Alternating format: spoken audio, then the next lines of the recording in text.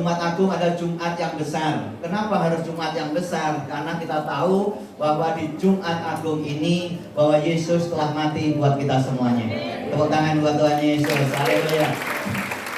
Nah, dan kita juga mengucap syukur atas pemerintah bangsa Indonesia yang mengizinkan kita untuk beribadah dan juga untuk memperingati hari Jumat Agung, sehingga Jumat Agung pun tanggalnya tanggal merah, ya, tanggal merah, dan kita semua beribadah.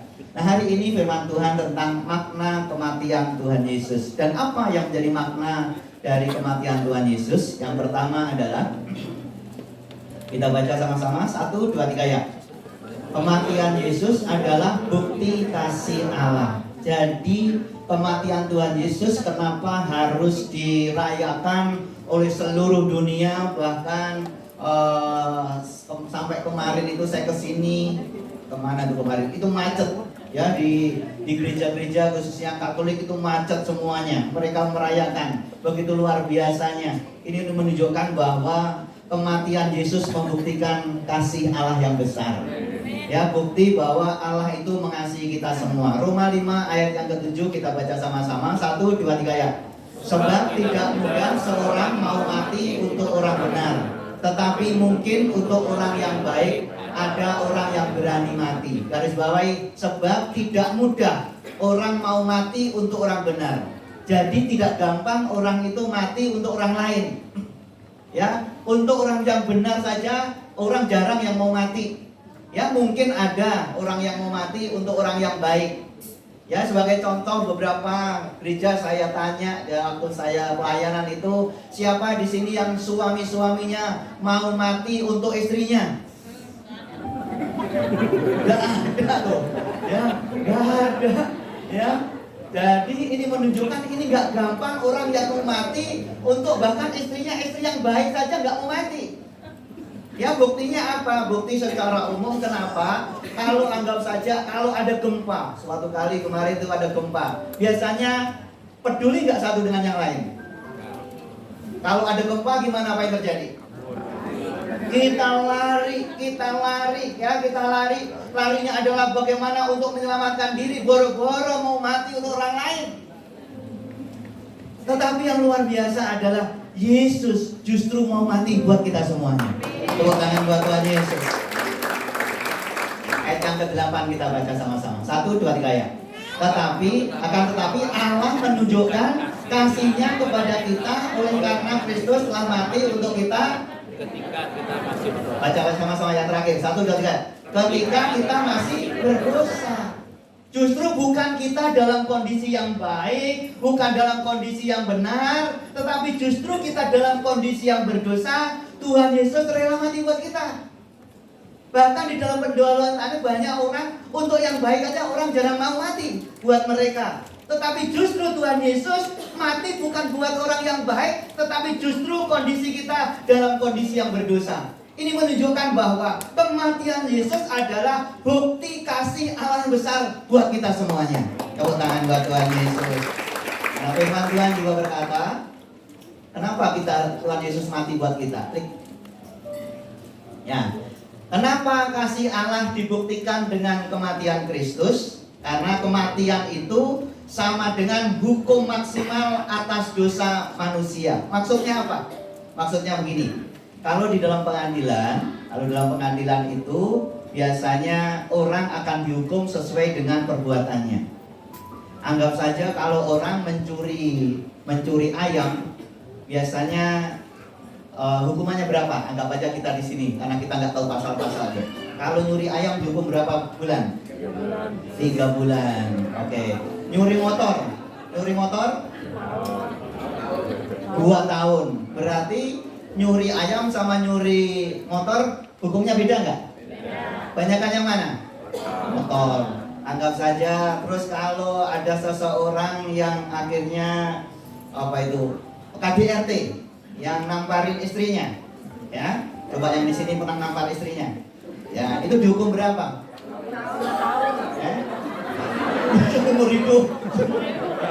Umur hidup betul ya? Ya. Oke, ya, anggap saja yang KDRT 5 tahun lah, anggap aja 5 tahun. Nah, biasanya yang dihukum mati itu orang yang siapa? Biasanya orang yang melakukan kejahatan yang besar, dia mungkin terorisme, begitu juga mungkin narkoba yang bandar yang besar, begitu juga dia pembunuh yang mungkin membunuh banyak orang, maka akhirnya diputuskan hukuman apa? Mati. Kenapa? Maksimal. Itu adalah hukuman maksimal. Nah, Bapak Ibu sekalian, Tuhan Yesus yang gak berdosa, Dia yang gak bersalah, tetapi Dia dihukum dengan maksimal. Kenapa? Karena Dia mengasihi kita semuanya. Tepuk tangan buat Tuhan Yesus. Jadi kematian sama dengan hukuman yang maksimal atas dosa manusia, sehingga ada namanya hukuman mati. Roma 6 ayat 23, ya, itu dikatakan bahwa upah dosa adalah maut, tetapi kasih karunia Allah adalah hukuman yang kekal. Memang seharusnya maut, ya, upah dosa itu maut, tetapi karena kasih karunia Allah, ya, kita akan memperoleh kehidupan yang kekal. Tepuk tangan buat Tuhan. Ini adalah pemberian kasih yang maksimal kepada kita semua. Karena Tuhan Yesus dihukum dengan maksimal, yang Dia tidak bersalah apa-apa, ya, tidak berdosa apa-apa. Kenapa dilakukan sampai mengalami hukum maksimal? Supaya kita yang seharusnya dihukum, tetapi kita beroleh hidup yang kekal. Ya, ini adalah pemberian kasih maksimal dengan tujuan agar kita selamat dari murka Allah. Karena firman Tuhan berkata, baca sama-sama, 1, 2, 3 ya. Lebih-lebih karena kita sekarang telah dibenarkan oleh darahnya, kita pasti akan diselamatkan dari murka Allah. Klik. Nah, karena Tuhan sudah menyerahkan kasih-Nya begitu besar kepada kita, percayalah, Allah saja anaknya yang tunggal diberikan kepada kita. Apa yang ada pada kita, yang di bumi ini pasti akan diberikan juga kepada kita. Firman Tuhan katakan Roma 8 ayat 32, 1, 2, 3 ya. Ia yang tidak menyayangkan anaknya sendiri, tetapi yang menyerahkannya bagi kita semua, bagaimana mungkin Ia tidak mengaruniakan kepada sesuatu kepada kita bersama-sama dengan Dia? Amin. Jadi ini kasih-Nya yang begitu besar. Anaknya saja yang dikasihi, Tuhan Yesus yang dikasihi, itu saja diberikan kepada kita semua karena kasih-Nya yang besar. Kalau Yesus saja diberikan, saya percaya semua yang ada pada kita di dunia ini semua akan dikaruniakan kepada kita semuanya. Tepuk tangan buat Tuhan Yesus. Baca sama-sama, 1, 2, 3 ya. Pribadinya lebih daripada pemberiannya. Jangan ukur kasih Allah dengan berkat secara materi. Oleh sebab itu, ini menjadi awasan buat kita. Ingat bahwa pemberian Allah kepada manusia melalui Yesus Kristus itu adalah yang terbesar. Ngomong, yang terbesar. Oleh sebab itu jangan bandingkan dengan hal-hal yang materi, ya. Contohnya, pribadinya lebih daripada pemberiannya, ya. Jangan ukur kasih Allah dengan berkat secara materi. Jatuh, waduh, puji Tuhan, saya saat ini diberkati luar biasa. Boleh berkata seperti itu, tapi harus kita ingat bahwa Yesus telah berkorban lebih besar buat kita semua. Tepuk tangan buat Tuhan Yesus. Yang kedua, apa makna kematian Tuhan Yesus? Yang kedua kita baca sama-sama, 1, 2, 3 ya. Kematian Yesus adalah tanda kemenangan. Tadi ada tanda kasih yang besar buat kita. Yang kedua adalah kematian Yesus adalah tanda kemenangan. Ya, sebagai tanda kemenangan itu apa? Contohnya, banyak orang itu pakai salib. Coba lihat, ada yang punya kayak kalung salib, ya, bahkan salibnya yang besar-besar, ya, ada yang besar-besar, ya boleh juga, ya, salibnya yang besar, tapi kadang-kadang nggak sesuai dengan karakternya, nggak sesuai dengan salibnya, ya. Jadi bahkan ada juga yang ngusir setan pakai salib. Ada yang pernah ngusir setan pakai salib, ya, dalam nama Yesus, ya. Jadi bukan salibnya yang berkuasa, tetapi Tuhan Yesus yang berkuasa. Tepuk tangan buat Tuhan Yesus. Haleluya. Jadi ingat bahwa kematian Tuhan Yesus, bahwa Dia di kayu salib itu adalah kemenangan, bukan kekalahan. Firman Tuhan berkata, 1 Korintus 1 ayat 18, 1, 2, 3 ya. Sebab pemberitaan tentang salib memang adalah kebodohan bagi mereka yang akan binasa. Tetapi Tetapi bagi kita yang diselamatkan, pemberitaan itu adalah kekuatan Allah. Bagi orang yang nggak percaya kepada Tuhan Yesus, pemberitaan tentang salib, kematian Tuhan Yesus adalah hal suatu kebodohan. Tetapi kita yang diselamatkan, pemberitaan itu adalah kekuatan Allah. Ngomong kekuatan Allah. Kekuatan Allah adalah kemenangan. Kita ngomong sama-sama, kemenangan. Jadi kematian Yesus adalah tanda kemenangan buat kita semuanya. Baca sama-sama, 1, 2, 3 ya. Dengan kematian Yesus di kayu salib dan kebangkitannya dari antara orang mati, maka Yesus mengalahkan kuasa dosa dan maut. Amin. Jadi inilah kemenangannya, bahwa Yesus telah disalibkan, dia mati, dikuburkan, pada hari yang ketiga dia bangkit. Ini menunjukkan bahwa Yesus hidup dan Yesus telah mengalahkan kuasa dosa dan maut. Karena di luar sana tidak ada orang yang mati itu bangkit lagi.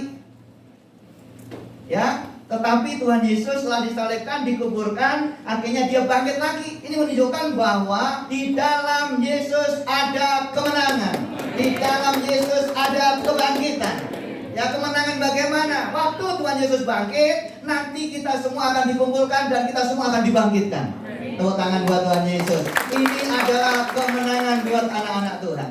Nah, kalau di dalam Alkitab, kemenangan siapa? Sebagai contoh adalah klik. Kita baca sama-sama. Markus 15 ayat 21. 1, 2, 3 ya. Pada waktu itu Lewatlah seorang bernama Simon, orang Kirene, ayah Alexandria, dan Rufus yang baru datang dari luar kota. Dan orang itu mereka paksa untuk memikul salib Yesus. Stop dulu di situ. Jadi waktu Tuhan Yesus setelah diadilin ya oleh Pontius Pilatus, dan akhirnya ternyata nggak ada kesepakatan, dan yang dilepaskan adalah si Yesus Barabas, ya, bukan Yesus Kristus. Dan singkat cerita adalah Tuhan Yesus akan disalibkan, dan waktu mau disalibkan Tuhan Yesus suruh bawa salib itu sambil dicambuk ya, sambil dihina sepanjang perjalanan. Dan waktu dia pikul salib itu, maka ada seorang yang lewat. Yang lewat itu akhirnya namanya siapa? Sebetulnya banyak orang nggak di situ. Tapi kenapa harus Simon? Ya, Simon itu akhirnya lewat di situ, dan firman Tuhan katakan akhirnya Simon dipaksa. Ngomong sama-sama, dipaksa. Dipaksa untuk apa? Untuk ikut salib, untuk menggantikan. Jadi akhirnya mungkin kenapa kok harus digantikan? Ini hanya perkiraan saja. Mungkin karena Tuhan Yesus karena banyak keluar darah, akhirnya sudah mungkin tidak mampu lagi memikul salibnya itu. Karena apa? Orang yang disalib nggak boleh itu orang yang sudah mati, itu nggak boleh. Itu salah satu penafsirannya. Akhirnya ada orang yang sedang lewat, akhirnya suruh dipaksa supaya dia menggantikan Tuhan Yesus. Dan mungkin kenapa harus Simon yang dipaksa? Mungkin badannya gede. Coba di sini badannya gede siapa? Mungkin nggak dipilih yang badannya yang krempeng, yang kurus, mungkin nggak dipilih. Mungkin waktu saya yang lewat di sana mungkin juga nggak dipilih, ya. Tetapi waktu itu mungkin itu salah satu kemungkinan. Dan akhirnya apa? Simon orang Kirene yang dipilih. Akhirnya suruh ganti, dan akhirnya Simon orang Kirene itu menggantikan memikul salib itu sampai ke Gunung Golgota. Nah, siapa Simon Kirene ini? Simon, kenapa orang katakan Simon orang Kirene? Ngomong, Simon orang Kirene. Karena waktu itu banyak nama Simon. Ya, Simon ini akhirnya orang Kirene, disebut orang Kirene. Orang Kirene ini adalah sebuah kota yang ada di Libya, Afrika Utara. Jadi Simon ini datang dari Afrika Utara, dari Libya, datang ke Yerusalem untuk apa? Kemungkinan juga karena di sana mau merayakan Paskah, atau juga kalau orang bisnis mungkin dia sedang bisnis di sana. Tetapi waktu itu Tuhan izinkan untuk memikul salib itu. Kemenangan apa yang didapatkan oleh Simon Kirene? Mungkin waktu menggantikan mikul salib, mungkin kenapa kok harus saya? Kenapa nggak orang lain? Mungkin dia suka bertanya-tanya. Tetapi akhirnya dia taat saja memikul salib itu. Dan waktu dia sambil memikul salib, Tuhan Yesus di sampingnya. Mungkin dia mendengar apa yang dikatakan Tuhan Yesus. Mungkin dia juga melihat bahwa Yesus diperlakukan seperti itu, dia tetap diam saja. Tuhan Yesus tidak membalas. Dan apa yang terjadi? Yang terjadi adalah Simon Kirene menjadi bertobat dan mengenal Tuhan. Tepuk tangan buat Tuhan Yesus. Buktinya apa? Memang tidak ditulis secara keseluruhan di Alkitab, tetapi kita baca yang di saya tulis itu, baca sama-sama. 1, 2, 3 ya. Simon Orang Kirene, keluarganya mengalami kemenangan dan dipakai oleh Tuhan. Firman Tuhan berkata, Roma 16 ayat 13. 1, 2, 3 ya. Salam kepada Rufus, orang pilihan dalam Tuhan, dan salam kepada ibunya yang bagiku adalah juga ibu. Rufus itu siapa? Rufus itu adalah anaknya siapa? Simon orang Kirene. Jadi Rufus itu adalah anaknya Simon orang Kirene. Jadi waktu Simon itu memikul salib, Simon itu belum mengenal Tuhan Yesus, belum percaya kepada Tuhan Yesus. Tetapi dengan memikul salib itu, ternyata salib Tuhan membawa kemenangan. Salib Tuhan itu membawa keluarga si Simon orang Kirene diselamatkan. Sehingga firman Tuhan kata, salam kepada Rufus, orang pilihan dalam Tuhan. Ngomong, orang pilihan. Sehingga dengan memikul salib itu, si Simon orang Kirene, maka istrinya, anak-anaknya dimenangkan untuk Tuhan. Tepuk tangan buat Tuhan Yesus. Ini menunjukkan bahwa kematiannya, salib membawa kemenangan. Bahkan anak-anaknya dipakai oleh Tuhan. Rufus orang yang pilihan Tuhan. Dia anaknya menjadi orang-orang pilihan. Bahkan salam kepada ibunya. Ibunya Rufus berarti siapa? Ini adalah istri dari Simon. Dia pun adalah orang-orang yang berpengaruh. Kenapa bisa seperti itu? Karena Tuhan izinkan. Bahkan dipaksa siapa tadi? Simon orang yang dipaksa untuk memikul salib itu. Ternyata salib itu membawa kemenangan. Coba garis bawahi dulu. Mereka dipaksa, 1, 2, 3. Mereka paksa untuk memikul salib. Kadang-kadang supaya kita mengalami kemenangan harus dipaksa. Kalau waktu itu si Simon Kirene nggak dipaksa, keluarganya mengalami kemenangan atau enggak? Mungkin enggak. Kadang-kadang kita harus dipaksa. Dipaksa apa? Kadang-kadang dipaksa ibadah. Sebetulnya saya nggak mau ibadah karena istri memaksa saya. Yaudahlah saya ikut saja. Setelah ikut, akhirnya setia loh. Tepuk tangan buat Tuhan Yesus. Kadang-kadang harus dipaksa untuk berdoa, dipaksa untuk kerja. Kadang-kadang harus dipaksa. Saya dulu juga sama. Waktu itu saya hanya ibadah begini, dan akhirnya hanya pelayan Tuhan, tapi juga hanya sekedar bantu-bantu saja. Suatu kali di dalam kelompok sel itu, dalam suatu gereja di mana saya waktu itu bertumbuh, akhirnya yang ketua kelompok selnya ngomong begini, dia mau sekolah ambil S2. Saya mau ambil S2 malam, jadi saya nggak bisa komsel. Mulai besok Selasa depan yang mimpin kamu ya. Saya dipaksa, dan waktu dipaksa seperti itu saya stres pertamanya. Saya kan nggak bisa om, jangan paksa saya nggak bisa, kamu bisa. Akhirnya saya dipaksa dan saya melakukannya. Waktu itu juga terpaksa. Dan apa yang terjadi? Saya dipaksa dan terpaksa melakukan. Bener, ternyata itu cara Tuhan. Sehingga saya dengan terpaksa itu akhirnya saya belajar bagaimana menyampaikan firman Tuhan. Saya belajar bagaimana berbicara di depan umum. Saya mulai belajar. Dan saya percaya, dan waktu saya mulai belajar itu benar tuh, bahwa salibnya membawa kemenangan. Tepuk tangan buat Tuhan Yesus. Ngomong kiri kanan, kadang-kadang kamu harus dipaksa. Ya, kalau nggak dipaksa kadang-kadang juga nggak bisa, kan harus dipaksa. Ya, bahkan Simon Kirene ini harus dipaksa. Mereka paksa. Jadi bukan mereka ngomong baik-baik, tidak loh. Tapi benar-benar lagi jalan begini loh, ini kamu bawa, bayangkan itu. Kadang-kadang kita harus dipaksa baca Alkitab, dipaksa untuk bisnis, dipaksa untuk ibadah. Kadang-kadang harus dipaksa. Saya percaya Tuhan kadang-kadang pakai kita untuk dipaksa. Ya, karena apa? Kadang-kadang udah nggak mau terus. Kalau nggak mau terus dipaksa. Ya, waktu dipaksa kemenangan terjadi. Tepuk tangan buat Tuhan Yesus. Sehingga apa yang terjadi? Kemenangan. Anak-anaknya dipakai oleh Tuhan menjadi orang pilihan Tuhan. Istrinya dipakai oleh Tuhan untuk yang ada di Roma. Wow, ini dasar dan luar biasa. Ya, oke. Ini tentang kemenangan. Dan saya percaya hari ini kita semua juga mengalami kemenangan. Ya, ngomong kiri kanannya, kamu memang hebat. Kamu orang menang. Kamu pemenang. Pemenang. Amin. Ngomong kiri kanannya lagi sebelum poin yang ketiga. Kamu memang pemenang, jangan sampai kamu dipaksa lagi. Ya, dipaksa melayani, dipaksa. Kadang-kadang harus dipaksa. Siapa di sini pernah dipaksa? Kalau saya dulu pernah juga selain dipaksa untuk di apa? Di kelompok share, dipaksa nikah sama Bu Tuti. Aduh, ya saya belum siap-siap langsung dipaksa saja. Udah, ya karena dia cintanya begitu luar biasa. Kita kembali ke sini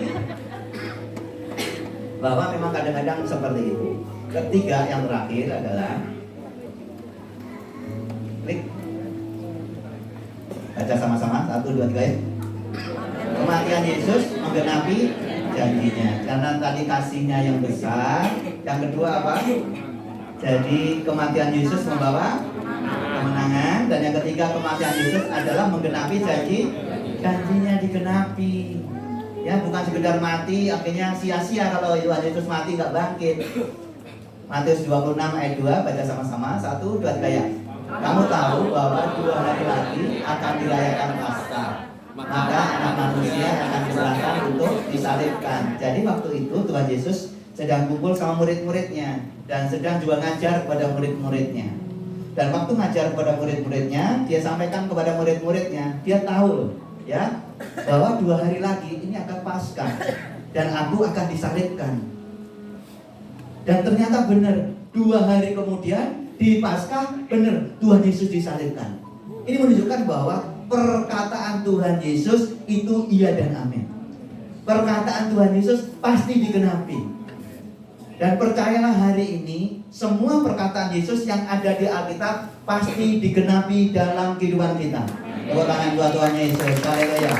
Bahkan yang digenapi bukan sekedar yang hanya 2 hari, tetapi yang ribuan tahun yang dari Yesaya juga digenapi. Bahkan Mazmur pun juga pernah mengatakan bahwa ini juga digenapi. Ini menunjukkan bahwa apa yang Tuhan janjikan pasti Tuhan akan genapi. Karena perkataan Tuhan itu adalah iya dan amin. Tepuk tangan buat Tuhan. Ya, oleh sebab itu saya hanya rindu dengan kematian Tuhan Yesus. Bapak Ibu sekalian makin yakin, makin percaya bahwa semua janji pasti Tuhan akan nyatakan. Janji tentang pemulihan keluargamu pasti Tuhan akan nyatakan. Janji tentang kesembuhan Tuhan pasti nyatakan. Apalagi janji tentang berkat, oh itu kecil bagi Tuhan. Oleh sebab itu harus yakin dulu, ngomong yakin. Ya, percaya semua janji Tuhan karena perkataan Tuhan Yesus tidak pernah meleset. Ya, tidak pernah tidak digenapi. Klik dulu. Kita baca 1, 2, 3 ya. Iman kita harus semakin teguh karena semua janji Tuhan telah digenapi lewat salib Kristus. Amin. Ya, jadi pastikan kita semua, jadi di tahun-tahun ini gak usah kita khawatir, gak usah kita takut. Ternyata apa yang diprediksikan oleh banyak orang pakar-pakar ekonomi bahwa tahun 2023 adalah tahun yang sulit, ya, tahun yang gelap. Ternyata kita bisa lewati. Ternyata kita bisa ngomong. Ternyata saya bisa. 1, 2 ya. Karena apa? Karena kita punya Tuhan Yesus yang luar biasa. Semua bisa kita lewati karena apa? Semua janjinya pasti digenapi. Janji Tuhan tidak bisa dibatasi oleh persoalan. Ya, janji Tuhan tidak bisa dibatasi oleh kondisi apapun. Janji Tuhan kondisi apapun tetap digenapi. Oleh sebab itu harus kita yakin. Karena janji Tuhan tidak pernah gagal. Ya, nggak pernah berdusta. Ya, kalau saya berjanji kepada Ibu Tuti, ya kadang-kadang ya lupa. Oleh sebab, apalagi orang tua kalau janji kepada anak-anaknya, ya, apalagi Nanti kalau kamu nilainya bagus ya, kamu nanti akan saya ajak jalan-jalan. Ternyata setelah nilainya bagus nggak ada jalan-jalan. Ya, hati-hati kalau janji kepada anak-anak, mendingan tidak janji. Karena banyak anak-anak yang luka dengan janji orang tuanya. Coba di sini anak-anak yang pernah dijanjiin orang tuanya dan orang tuanya nggak tepatin. Tolong angkat tangan. Ya. Orang tua saya banyak janji, ya, ternyata nggak digenapi, itu buat luka. Mendingan nggak usah janji, ya, nggak usah janji, ya, jalanin saja. Nah, oleh sebab itu kita percaya kalau apalagi janjinya, kalau janji manusia itu banyak melesetnya, banyak mengecewakan. Tetapi janji Tuhan tidak pernah mengecewakan. Tepuk tangan buat Tuhan. Klik. Yosua 21 ayat 45. 1, 2, 3 ya. Dari segala yang baik yang dijanjikan Tuhan kepada kaum Israel, tidak ada yang tidak dipenuhi. Semuanya terpenuhi. Tuh, hebat tuh. Tidak ada yang tidak dipenuhi. Ngomong 1, 2, 3 ya. Tidak ada yang tidak dipenuhi. Maksudnya apa? Ya semua dipenuhi. Tidak ada yang tidak dipenuhi. Semuanya terpenuhi. Ngomong semuanya. Saya percaya semuanya janji Tuhan akan dipenuhi dalam kehidupan kita. Ngomong sama-sama, semuanya.